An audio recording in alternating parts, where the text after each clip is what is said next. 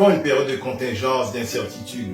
Voilà la montée en puissance de l'inflation, ainsi que la famine qui s'invite dans des contrées que même les plus fous auront pensé. Nous disons, va ce monde, qu'en serait-il demain? Les choses qu'autrefois que nous croyons certains va paraître ébranlées et même s'écrouler, alors que nous, d'entre nous, sont maintenus artificiellement du vivant par des pilules ou des thérapies de toutes sortes. La solution à tout cela, c'est Jésus le Christ. Peut-être que vous dites à l'intérieur de vous, j'ai déjà donné une chance à Jésus. En fait, lui avons-vous offert une vraie chance? Et certains disent ceux avec raison, qu'il en soit une situation d'emploi ou toute autre, ils n'ont su me donner une vraie chance. Mais qu'en est-il de vous? Avez-vous offert une vraie chance à Jésus le Christ? Offrez-lui donc une vraie chance et vous saurez voir ce qu'il fera dans votre vie. C'est la raison pour laquelle nous invitons à tenir un culte à sa gloire ce dimanche après dimanche de 10h à midi. Nous sommes localisés au 213 rue du Médoc, Terrebonne, Québec, code postal J6W 6K6. Nous comptons vous voir nombreux et serons heureux de vous rencontrer.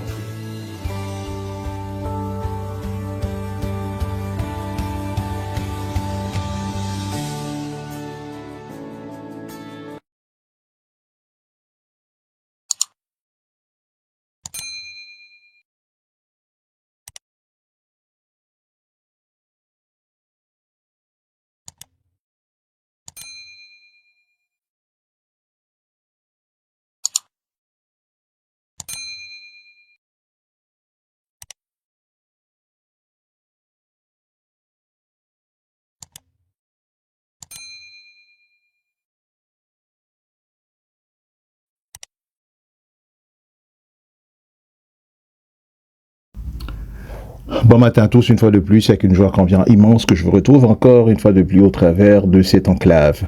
Chers amis, tels que nous savons, nous sommes à la fin des temps.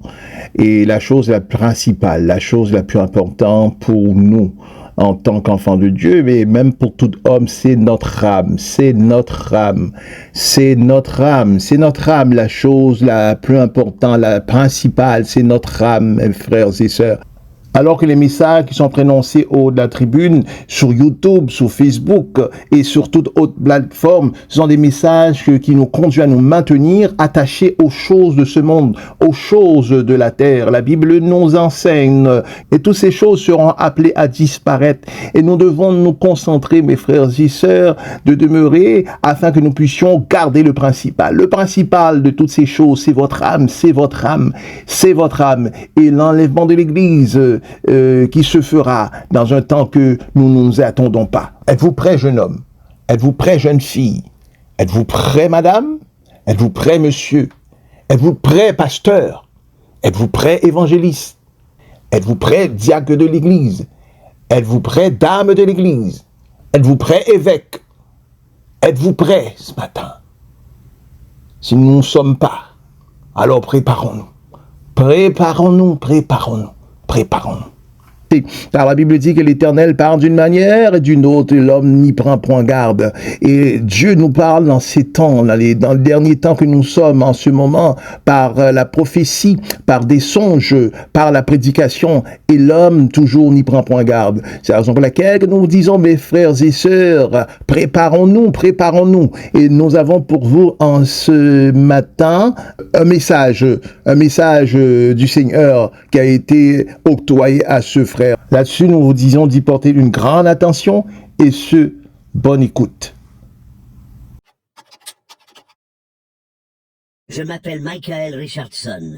J'ai 69 ans et je suis le PDG retraité d'une société de conseil financier qui était située dans le World Trade Center. J'ai passé 127 jours hospitalisé après avoir survécu au 11 septembre 2001. Brûlure au 3e degré, traumatisme pulmonaire sévère, fractures multiples. Les médecins ont dit à ma famille que j'avais 30% de chance de survivre. Mais c'est dans ce lit d'hôpital, entre sédatifs et douleurs insupportables, que Dieu a commencé à me montrer l'avenir de l'humanité. Des visions si vives que je pouvais sentir les odeurs, entendre les sons, toucher les textures. Pendant 23 ans, j'ai porté ces visions en silence. La peur me paralysait. Qui croirait un homme traumatisé parlant de la fin des temps? Mais maintenant, voyant les signes se multiplier autour de moi, je ne peux plus me taire. Ce que j'ai reçu dans ces rêves pendant la récupération pourrait être la révélation la plus importante des derniers temps. Et si j'ai raison à propos de septembre, ceci pourrait être l'un des derniers témoignages que vous entendrez sur cette terre. Avant de partager avec vous ces révélations qui ont complètement changé ma vie, j'ai besoin de savoir quelque chose. Je veux que vous écriviez dans les commentaires d'où vous regardez maintenant. Peu importe si c'est du Brésil, du Mexique, du Portugal, de l'Angola, des États-Unis, je veux savoir jusqu'à quel pays mon récit arrive. Vous comprendrez pourquoi c'est important. Car si les visions que j'ai reçues à l'hôpital sont correctes, ce message doit atteindre le plus grand nombre de personnes possible avant qu'il ne soit trop tard. Allez-y, écrivez votre ville et votre pays dans les commentaires. Faites-le maintenant, car je veux sentir que je parle non seulement à une caméra, mais à des frères et sœurs répandus dans le monde entier que Dieu a placés pour entendre cette parole aujourd'hui. Septembre 2001. J'étais au sommet de ma carrière comme PDG de Richardson & Associates, une société de conseil financier qui occupait 2 étages du World Trade Center. Bureau au 89e étage de la tour Nord, vue spectaculaire sur Manhattan, client millionnaire. J'avais tout ce que le monde dit qui vaut la peine d'avoir. Appartement à Manhattan, maison dans les Hamptons, voiture importée, compte bancaire enviable. Je travaillais 14 heures par jour, 6 jours par semaine. Le dimanche était pour le golf et les affaires. Ma foi, eh bien, je croyais en Dieu de la même façon que je croyais en la bourse. Une force utile quand elle était en ma faveur, ignorable quand elle ne l'était pas. J'allais à l'église à Noël et à Pâques, plus par tradition familiale que par conviction. Si vous m'aviez demandé en septembre 2001 à propos des prophéties bibliques, de l'enlèvement, de la fin des temps, j'aurais ri et changé de sujet pour parler d'investissement ou d'acquisition. Je n'imaginais pas, même dans mes pires cauchemars, que Dieu utiliserait la plus grande tragédie de l'histoire américaine pour me donner la plus grande révélation prophétique de notre époque. Mais à 8h46 du matin de ce 11 septembre, ma vie de PDG prospère s'est terminée pour toujours, et mon voyage comme visionnaire prophétique était sur le point de commencer. C'était un mardi parfait, ciel bleu sans nuages, température agréable. Je suis arrivé au bureau à 7h30, comme je le faisais toujours depuis 15 ans. Café noir, Wall Street Journal, réunion à 9h avec des investisseurs japonais. Ma routine était mathématique, prévisible. À 8h46, j'étais en train de réviser des rapports financiers quand j'ai entendu un fracas assourdissant. Le bâtiment entier a tremblé, comme s'il y avait eu un tremblement de terre. Les papiers ont volé, les ordinateurs ont glissé des bureaux, les vitres se sont brisées. Ma première réaction a été de penser à une bombe, ou peut-être un accident d'hélicoptère. J'ai couru jusqu'à la fenêtre et j'ai vu d'énormes flammes sortir des étages au-dessus. Une fumée noire et dense commençait à descendre par les couloirs. L'odeur de carburant d'avion était indéniable. À ce moment-là, j'ai su que ce n'était pas un accident. La décision fut instinctive, évacuer immédiatement. Mais les escaliers étaient embouteillés. Des centaines de personnes descendaient en panique. La chaleur devenait plus intense à chaque minute. La fumée brûlait mes poumons. J'arrivais à peine à respirer. Au 45e étage, j'ai entendu le 2e impact. La tour sud avait été touchée. À ce moment-là, nous avons tous compris que c'était une attaque coordonnée. Le désespoir s'est emparé. Les gens pleuraient, d'autres priaient à voix haute. J'ai commencé à prier pour la première fois depuis des années. J'ai continué à descendre. 30e étage, 20e, 15e. Mes poumons étaient en feu. Chaque respiration était une agonie. Au 8e étage, j'ai entendu un bruit terrible, comme du métal qui se déchirait. La tour sud s'effondrait. J'ai couru comme je n'avais jamais couru de ma vie. Je suis sorti du bâtiment et j'ai couru encore 2 blocs quand j'ai senti le sol trembler à nouveau. La tour nord, mon bâtiment, commençait à tomber. Un nuage gigantesque de débris et de poussière m'a englouti. Quand la poussière est retombée, j'étais enseveli, des décombres partout. Une poutre métallique avait perforé ma jambe droite, brûlure sur tout le corps. Je crachais du sang. Je savais que j'étais en train de mourir. Les secouristes m'ont trouvé 3 heures plus tard. Hélicoptère directement vers l'hôpital. Pendant le vol, je suis entré dans le coma. Quand je me suis réveillé à l'hôpital, je ne savais pas que mon véritable voyage ne faisait que commencer. Je me réveille avec des tubes partout. Respirateur artificiel, sonde, fil connecté à ma poitrine. Douleur insupportable, parcourant chaque centimètre de mon corps. Je n'arrivais pas à parler, je n'arrivais pas à bouger. J'entendais seulement le bip constant des moniteurs cardiaques. Le médecin a expliqué à ma femme que j'avais subi des brûlures au 3e degré sur 40% du corps. Traumatisme pulmonaire sévère causé par l'inhalation de fumée toxique. Fracture ouverte à la jambe droite. Hémorragie interne. Lésion à la rate. La liste des blessures semblait interminable. Ma femme Sarah ne quittait pas mon chevet. Elle dormait dans une chaise inconfortable, tenait ma main, murmurait des prières que j'arrivais à peine à entendre. Mes enfants se relayaient, des amis apparaissaient, mais j'étais si sédaté que je remarquais à peine leur présence. Les 30 premiers jours ont été critiques. Infection constante à cause des brûlures, 2 chirurgies d'urgence. Une fois mon cœur s'est arrêté pendant 40 secondes. Sarah m'a raconté plus tard que les médecins avaient dit à la famille de se préparer au pire. Les chances de survie n'atteignaient pas 30%. Mais c'est pendant ces jours les plus difficiles, entre morphine et antibiotiques puissants, que quelque chose d'extraordinaire a commencé à se produire. Au début, j'ai pensé que c'était des hallucinations causées par les médicaments. Des rêves étranges, trop vifs pour être seulement des produits de mon esprit traumatisé. Je voyais des personnes vêtues de blanc marcher dans ma chambre. Ce n'étaient pas des médecins ni des infirmiers. Ils étaient différents. Ils irradiaient une lumière douce, tranquillisante. Ils ne parlaient pas. Ils observaient seulement. Parfois, l'un d'eux posait la main sur ma poitrine et je ressentais une paix inexplicable. Pendant les nuits les plus difficiles, quand la douleur était insupportable et que les médicaments ne faisaient pas effet, j'entendais une voix douce dire « Prépare-toi. Tu verras des choses que peu ont vues. Tu porteras un message au monde. » Au 2e mois d'hospitalisation, les visions sont devenues plus intenses. Ce n'étaient pas seulement des présences angéliques.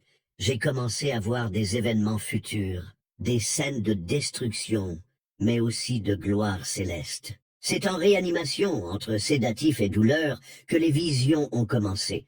Pendant le coma induit du 3e mois, les visions sont devenues cinématographiques. Ce n'étaient pas des rêves ordinaires, c'étaient des expériences si réelles que je pouvais sentir les textures, les températures, les odeurs. C'était comme si mon âme avait été transportée vers d'autres temps et lieux. Dans la première grande vision, je me suis vu debout dans une plaine immense. Le ciel était sombre, mais ce n'était pas la nuit. C'était une obscurité surnaturelle, chargée d'expectatives. Au loin, j'entendais des trompettes jouer une mélodie que je n'avais jamais entendue, mais qui touchait mon cœur d'une façon inexplicable. Soudain, le ciel s'est ouvert comme un parchemin qu'on déroule. Une lumière glorieuse a jailli à travers l'ouverture. Ce n'était pas la lumière du soleil, c'était une lumière vivante, pulsante, qui émanait un amour pur. Et de cette lumière descendit une figure majestueuse montée sur un cheval blanc. Ses yeux étaient comme des flammes de feu, sa voix comme le son de nombreuses eaux. Autour de la figure centrale, des milliers d'êtres célestes descendaient en formation parfaite. Certains montés sur des chevaux, d'autres volant avec des ailes qui semblaient faites de lumière cristallisée. Tous vêtus de blanc, tous irradiant une gloire qui faisait accélérer mon cœur, même dans le coma. Mais ce qui m'a le plus impressionné, c'est de voir des personnes être élevées de la terre. D'abord quelques-unes, puis des milliers, puis des millions. Elles montaient comme si elles étaient attirées par un aimant invisible. Leur corps se transformait pendant l'ascension, devenant lumineux, parfait. Dans la deuxième vision, j'étais dans une ville qui semblait être New York, mais dévastée. Bâtiments détruits, rues vides, une atmosphère de désespoir qui me coupait comme une lame. Des personnes erraient sans direction, pleurant, cherchant des proches qui avaient mystérieusement disparu. Pendant ces visions, une présence angélique était toujours à mes côtés, expliquant ce que je voyais. La voix était masculine, mais douce comme une mélodie. Ces choses arriveront dans une génération. Ceux qui seront enlevés échapperont à la grande tribulation qui viendra sur toute la terre. Quand je me réveillais de ces visions, je trouvais toujours des infirmiers à mes côtés vérifiant mes signes vitaux. Mon cœur s'emballait, ma tension montait, je transpirais froid. Ils pensaient que c'étaient des cauchemars causés par le traumatisme et augmentaient la dose de sédatifs. À cette époque, j'ai pensé que c'était des délires dus à la médication, comme je me trompais. Après 5 mois d'hospitalisation et 2 ans de kinésithérapie intensive, je suis rentré chez moi. Physiquement, j'étais l'ombre de l'homme que j'avais été. Cicatrices permanentes, difficultés respiratoires, douleurs constantes. Mais ce qui me tourmentait le plus, c'était les souvenirs des visions hospitalières. J'ai décidé de reconstruire ma vie en ignorant complètement tout ce que j'avais vu pendant le coma. J'ai vendu mon entreprise, acheté une maison plus petite dans le Connecticut, loin de Manhattan. Je voulais oublier non seulement le 11 septembre, mais surtout ces visions troublantes sur la fin des temps. Quand Sarah me demandait à propos de mes cauchemars constants, je mentais. Je disais que c'était juste un traumatisme de l'attentat. J'ai commencé à prendre des médicaments pour l'anxiété et la dépression. N'importe quoi pour faire taire les souvenirs des trompettes célestes et de l'enlèvement. Pendant des années, j'ai évité toute conversation sur la religion. J'ai complètement arrêté d'aller à l'église. Quand mes enfants posaient des questions sur la foi, je changeais de sujet. La peur que les visions soient réelles me paralysait. Si c'était vrai, cela signifiait que j'avais été choisi pour quelque chose que je ne voulais pas accepter. J'ai cherché des thérapeutes spécialisés dans les traumatismes. J'ai dépensé une fortune en traitements alternatifs. J'ai essayé l'hypnose pour effacer les souvenirs. Rien ne fonctionnait. Les visions restaient vives dans mon esprit, comme si elles s'étaient produites hier. En 2010, j'ai failli faire une dépression nerveuse quand ma petite fille a demandé innocemment « Grand-papa, Jésus va vraiment revenir un jour ?» Je suis sorti de la pièce en tremblant. Sarah m'a trouvé en train de pleurer dans le jardin. Cette nuit-là, je lui ai avoué les visions hospitalières. Elle a tout écouté en silence, puis elle a dit quelque chose qui m'a profondément marqué. « Michael, et si Dieu t'avait vraiment parlé, et si tu fuyais ton but ?» J'ai répondu avec colère. Je n'ai pas demandé à être le prophète de personne. Les années suivantes ont été des montagnes russes émotionnelles. Des périodes de paix relatives, entrecoupées de crises d'anxiété, chaque fois que des événements mondiaux faisaient écho aux éléments de mes visions. Tremblements de terre, guerre, rumeurs de guerre, tout me rappelait les prophéties que j'essayais d'oublier. En 2015, pendant une crise particulièrement intense, Sarah a suggéré que je cherche un pasteur. J'ai réagi violemment. Jamais, si je raconte ces visions à quelqu'un, ils vont m'interner dans un asile. Mais Dieu n'abandonne pas ses élus. En 2016, les événements mondiaux ont commencé à faire écho de façon troublante aux visions que j'avais eues à l'hôpital. D'abord, ce furent les tremblements de terre en série au Japon, puis les conflits au Moyen-Orient s'intensifiant, des signes dans le ciel que les astronomes n'arrivaient pas à expliquer complètement. Chaque nouvelle dans le journal était comme un coup de poing dans l'estomac. Je voyais des éléments de mes visions se matérialiser dans la réalité. La sensation était de regarder un film d'horreur où vous connaissez la fin terrible, mais vous ne pouvez rien faire pour l'empêcher. Sarah a remarqué mon agitation croissante. J'avais arrêté de bien manger, je ne dormais que 2 ou 3 heures par nuit. Je passais des heures sur Internet à rechercher des informations sur les prophéties bibliques, essayant de comprendre si mes visions avaient une base scripturaire. En 2017, lors des tensions nucléaires avec la Corée du Nord, j'ai eu ma première crise de panique en année. Les images à la télévision de missiles en test m'ont ramené directement à cette vision hospitalière où je voyais une destruction massive avant l'enlèvement. Cette nuit-là, pour la première fois en 15 ans, je me suis agenouillé et j'ai prié. Ce n'était pas une prière belle ou théologique, c'était un cri désespéré. Dieu, si tu m'as vraiment parlé dans cet hôpital, donne-moi le courage d'accepter. Mais si ce n'était que des délires, s'il te plaît, enlève cela de mon esprit. La réponse n'est pas venue comme je l'attendais. Dans les mois qui ont suivi, j'ai commencé à trouver des coïncidences impossibles. Des gens mentionnant des rêves sur la fin des temps. Des prédicateurs à la télévision parlant de signes prophétiques que j'avais vus en vision. C'était comme si Dieu confirmait tout doucement, patiemment. En 2018, ma résistance a commencé à s'effondrer quand mon petit-fils de 12 ans a eu un rêve sur les anges et Jésus revenant dans les nuages. Il a décrit des détails qui étaient identiques à mes visions hospitalières, des détails qu'il n'aurait jamais pu connaître. Le moment décisif est arrivé en mars 2019. Sarah a été diagnostiquée d'un cancer du sein. Pendant la première nuit à l'hôpital, tandis qu'elle dormait après la biopsie, j'ai senti une présence familière dans la chambre. C'était la même présence angélique de mes visions 15 ans auparavant. La voix douce a dit « Il est temps d'arrêter de fuir. Ta femme ira bien, mais tu as du travail à faire. L'humanité doit se préparer. » Cette aube-là, je me suis finalement rendu. En 2019, quand j'ai pensé avoir trouvé la paix avec mon appel, la première grande confirmation est arrivée. C'était le 16 novembre 2019. Sarah avait terminé la chimiothérapie et était en complète récupération, exactement comme cela avait été prophétisé cette aube hospitalière. J'avais commencé à étudier la Bible sérieusement pour la première fois de ma vie, essayant de comprendre les visions que j'avais reçues à l'hôpital. Cette nuit spécifique, Sarah est allée à une veillée de prière à l'église.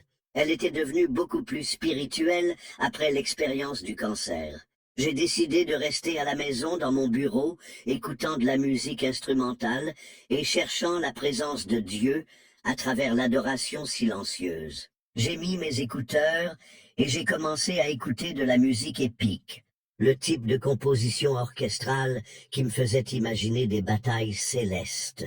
J'ai fermé les yeux et j'ai commencé à méditer sur le retour du Christ, essayant de connecter mes visions hospitalières avec les prophéties bibliques que j'étudiais.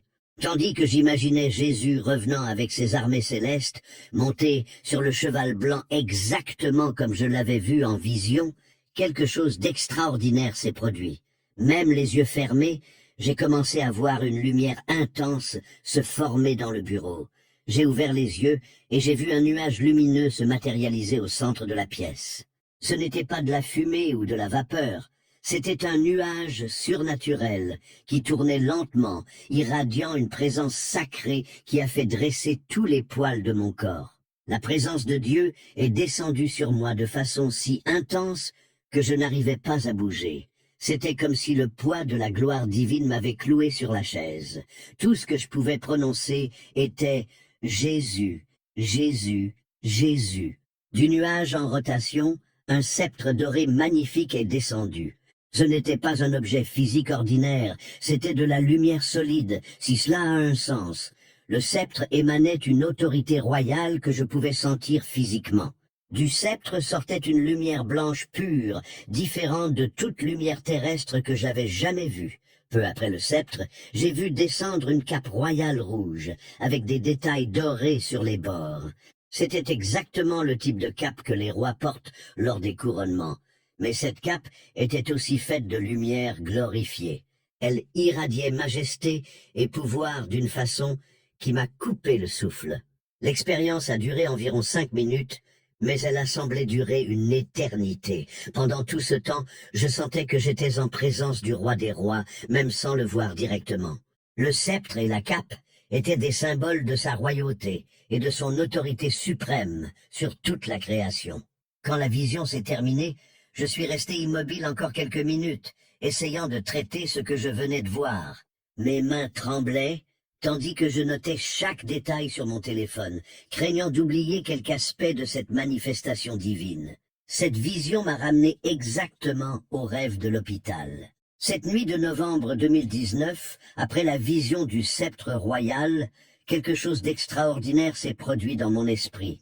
Les souvenirs des visions hospitalières, que j'avais essayé de supprimer pendant presque 2 décennies, sont revenus avec une clarté photographique impressionnante. C'était comme si Dieu avait retiré un voile qui couvrait ma mémoire. Chaque détail des visions que j'avais reçues pendant le coma est revenu avec force totale. Je me suis souvenu de conversations spécifiques avec des êtres angéliques, de paysages célestes, de chronologies prophétiques que j'avais complètement oubliées. Dans la vision hospitalière de 2001, j'avais vu exactement le même sceptre doré descendant des nuages de gloire.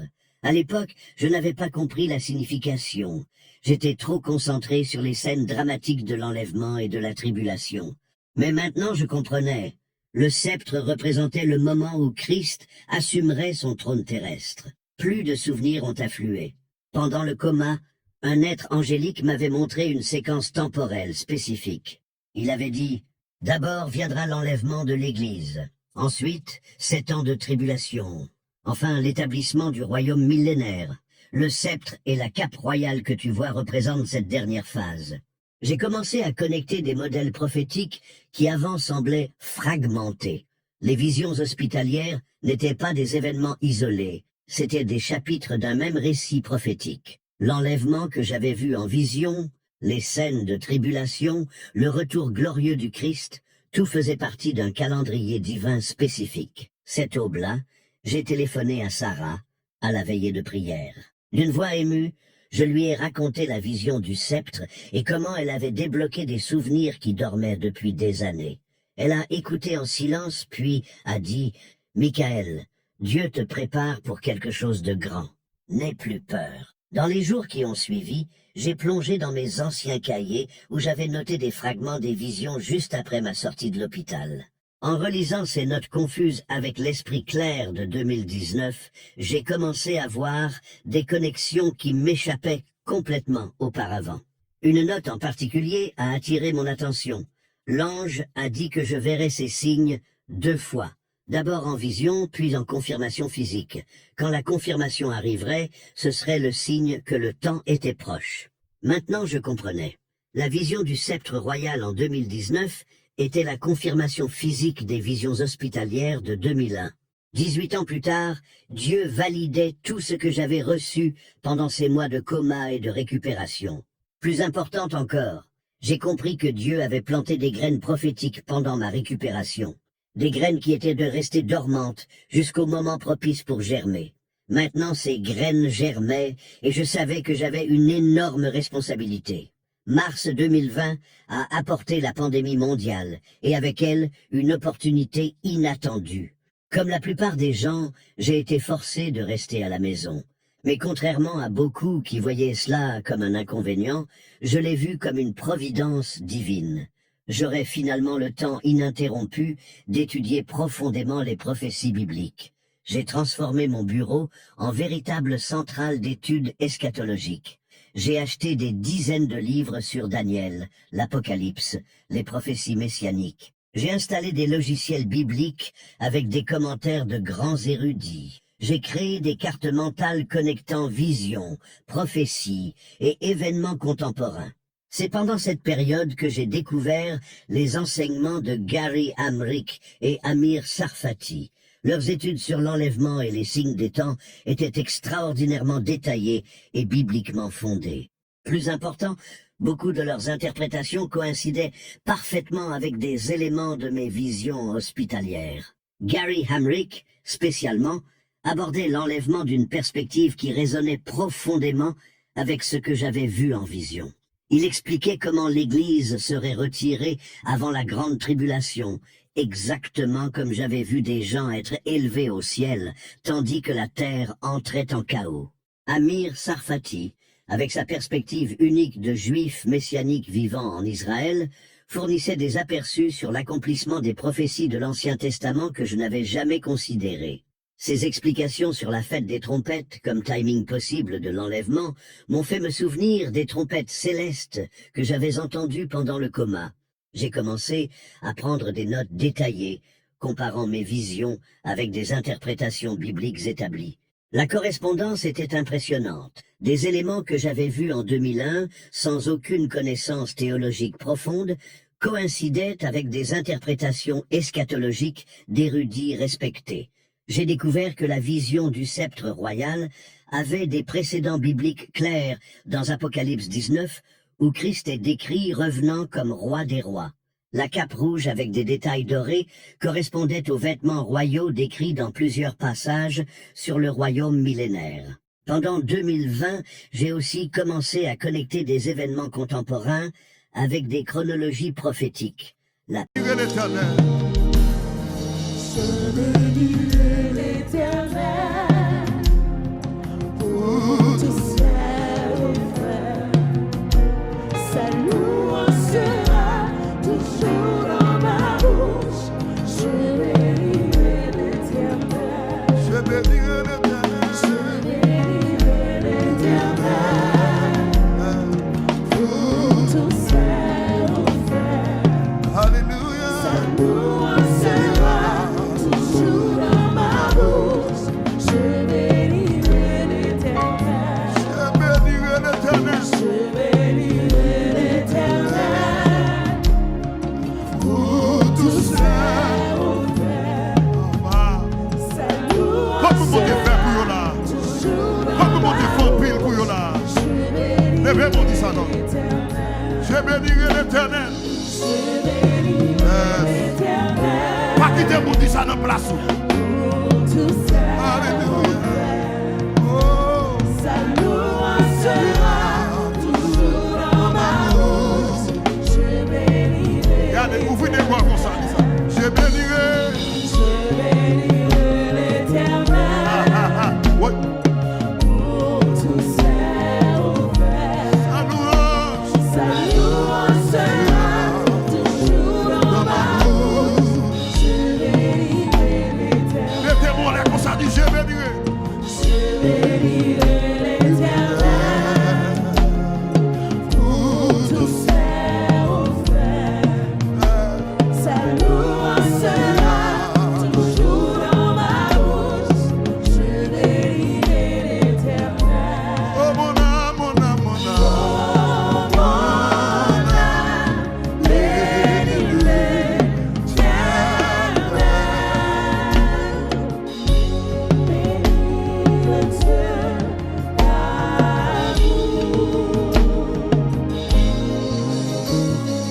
Oh, mon âme, bénis l'Éternel. Yes!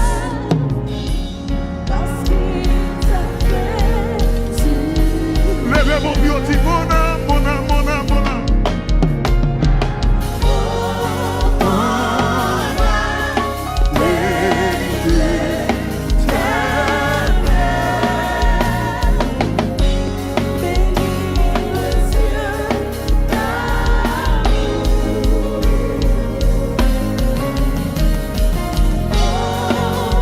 Yes!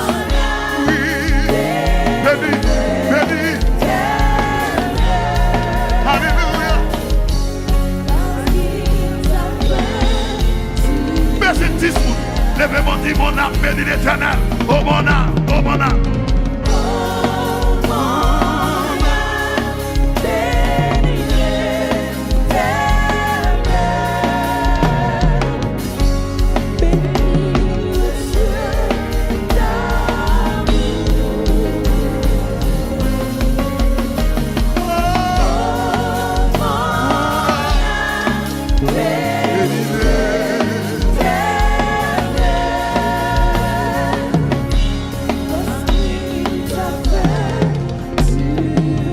Je bénirai l'éternel. Je bénirai l'Éternel pour tous ses offres. Sa louange sera toujours dans ma bouche.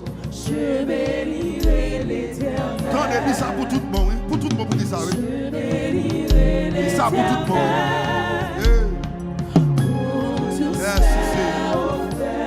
Alléluia. Sa louange sera Dis ça pour tout le toujours monde. dans ma bouche.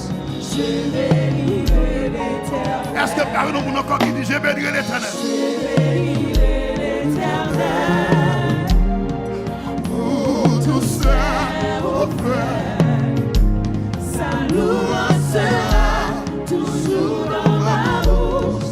Je bénirai Comme mon Dieu fait un puits pour lui. Levez mon dit je bénirai l'éternel. Je bénirai